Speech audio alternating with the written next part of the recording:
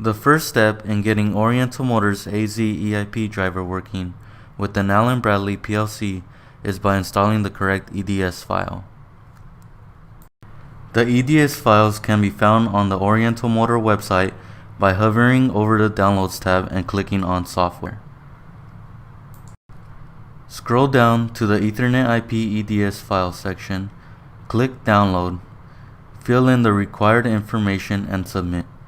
Select and click the appropriate voltage to your driver. Find the location of the EDS file. This may be located in your Downloads folder. Unzip the EDS file to a known location. In this example, we will unzip the files to the desktop. Once the EDS file has been downloaded, we will use the Studio 5000 software to install the EDS file into the PLC. In the menu bar, under Tools, select EDS Hardware Installation Tool. Click Next in the following pop-up window to proceed. Select Register an EDS file and click Next.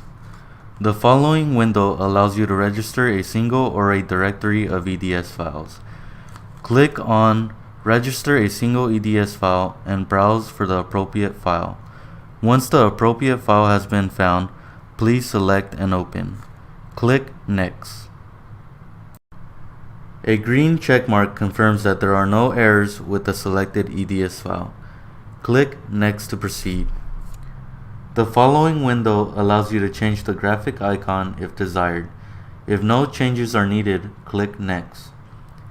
The next window should show the appropriate Oriental motor driver. Click Next. A successfully installed window will appear if the EDS file has been installed correctly. Click Finish to complete the installation. Now the driver is ready to be used. Please check out our other tutorials.